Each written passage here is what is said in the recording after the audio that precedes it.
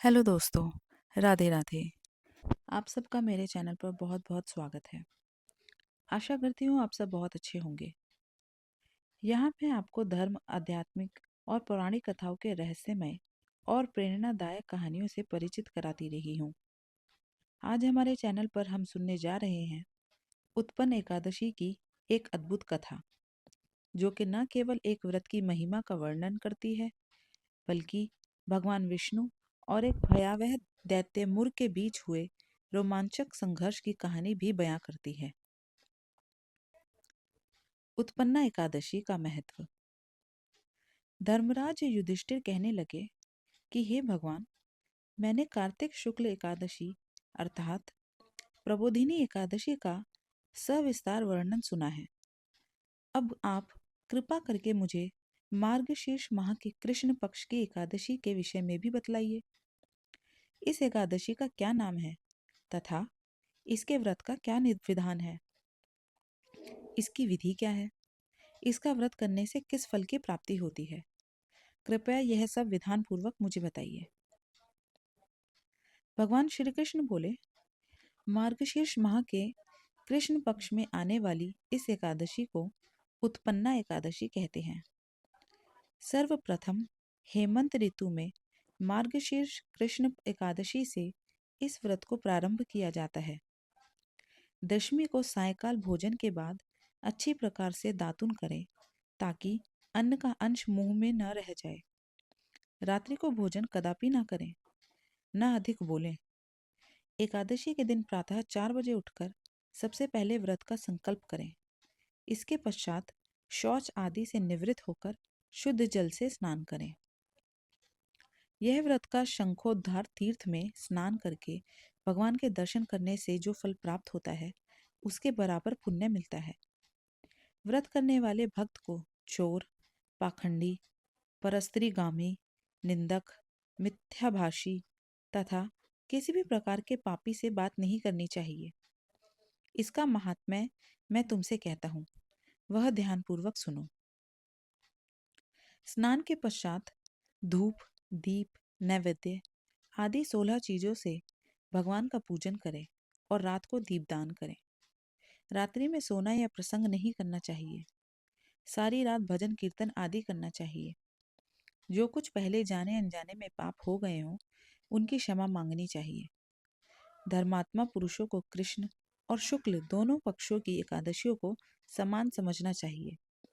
जो मनुष्य ऊपर लिखी विधि के अनुसार एकादशी का व्रत करते हैं, उन्हें शंखोद्धार तीर्थ में स्नान करके भगवान के दर्शन करने से जो फल प्राप्त होता है, वह एकादशी व्रत के 16वें भाग के भी समान नहीं है। व्यतिपात के दिन दान देने का लाख गुना फल होता है। संक्रांति से 4 लाख गुना तथा सूर्य चंद्र ग्रहण में स्नान दान से जो पुण्य प्राप्त होता है, वही पुण्य एकादशी के दिन व्रत करने से मिलता है। अश्वमेघ यज्ञ करने से 100 गुना तथा 1 लाख तपस्वियों को 60 वर्ष तक भोजन कराने से 10 गुना, 10 ब्राह्मणों अथवा 100 ब्रह्मचारियों को भोजन कराने से 1000 गुना पुण्य भूमिदान करने से होता है। उससे 1000 गुना पुण्य कन्यादान से प्राप्त होता है। 1000 यज्ञों से भी अधिक इसका फल होता है। इस व्रत का प्रभाव देवताओं को भी दुर्लभ है। रात्रि को भोजन करने वालों को उपवास का आधा फल मिलता है और दिन में एक बार भोजन करने वालों को भी आधा ही फल प्राप्त होता है। जबकि निर्जल व्रत रखने वालों का महात्म्य तो देवता भी वर्णन नहीं कर सकते। तब युधिष्ठिर कहने लगे कि हे भगवान, आपने हजारों यज्ञ और लाख गोदान को भी एकादशी व्रत के बराबर नहीं बताया, सो यह तिथि सब तिथियों से उत्तम कैसे हुई? मुझे बताइए। उत्पन्ना एकादशी व्रत कथा। भगवान कहने लगे, हे युधिष्ठिर, सतयुग में मुर नाम का दैत्य उत्पन्न हुआ। वह बड़ा बलवान और भयानक था। उस प्रचंड दैत्य ने इंद्र, आदित्य, वसु, वायु, अग्नि आदि सभी देवताओं को पराजित करके भगा दिया। तब इंद्र सहित सभी देवताओं ने भयभीत होकर भगवान शिव से सारा वृत्तांत कहा और बोले, हे कैलाशपति, मूर दैत्य से भयभीत होकर सब देवता मृत्यु लोक में फिर रहे हैं। तब भगवान शिव ने कहा, हे देवताओं, तीनों लोकों के स्वामी, भक्तों के दुखों को नाश करने वाले भगवान विष्णु की शरण में जाओ। वे ही तुम्हारे दुखों को दूर कर सकते हैं। शिवजी के ऐसे वचन सुनकर सभी देवता क्षीर सागर में पहुंचे।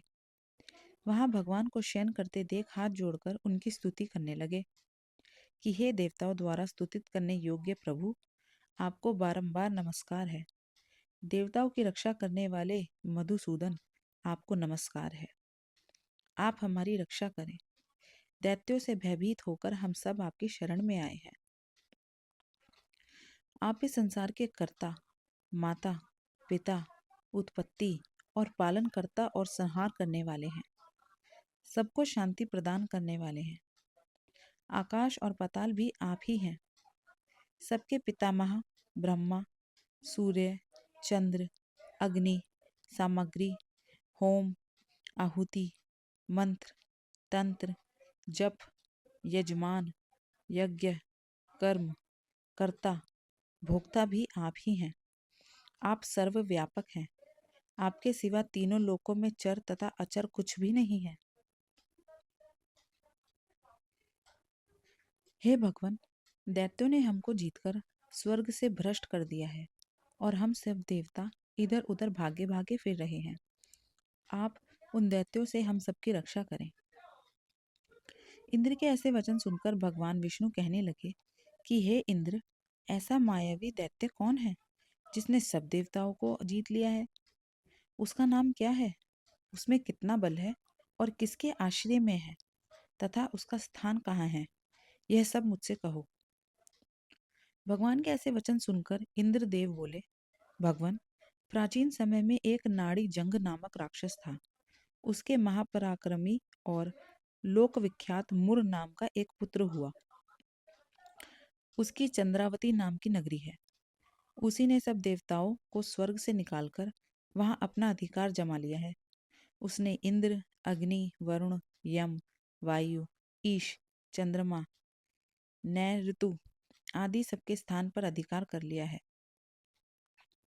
सूर्य बनकर स्वयं ही प्रकाश करता है, स्वयं ही मेघ बन बैठा है और सबसे अजय है।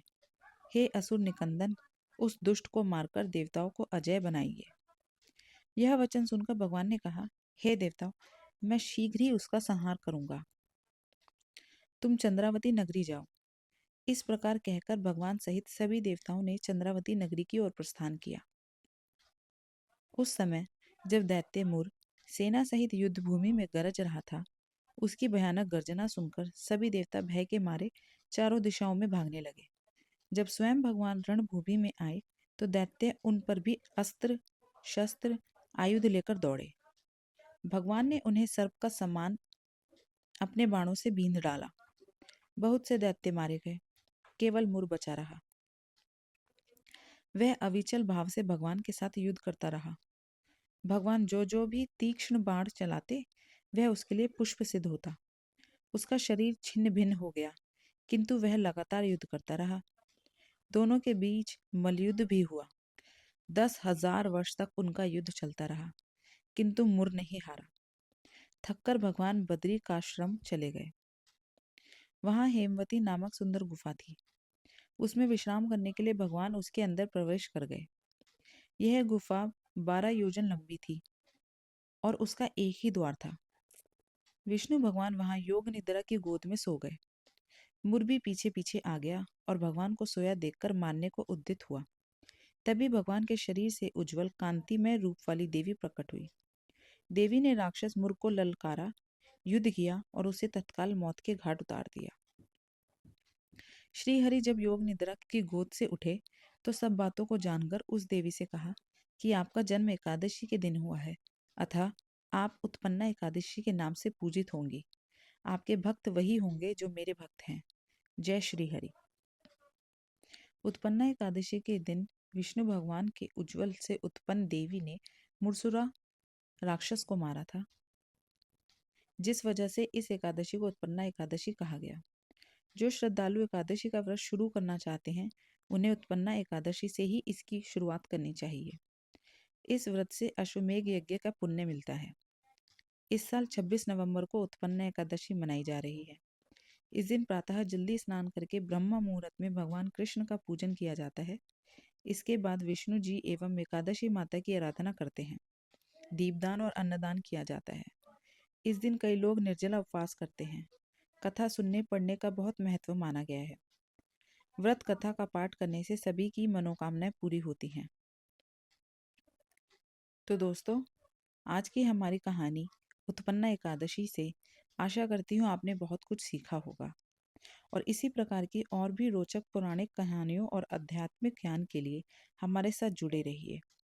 मेरे चैनल को लाइक शेयर ज़रूर करें और मेरे चैनल को सब्सक्राइब करना ना भूलें। बेल आइकन को ज़रूर दबाएं ताकि आप किसी भी प्रकार के आने वाले वीडियोस के नोटिफिकेशन को मिस ना कर पाएँ। मैं जल्दी आपसे मिलती हूँ इसी प्रकार की नई कहानियों को लेकर। तब तक अपना ध्यान रखें। आपका दिन शुभ हो। जय माता दी। जय श्री हरि। राधे राधे।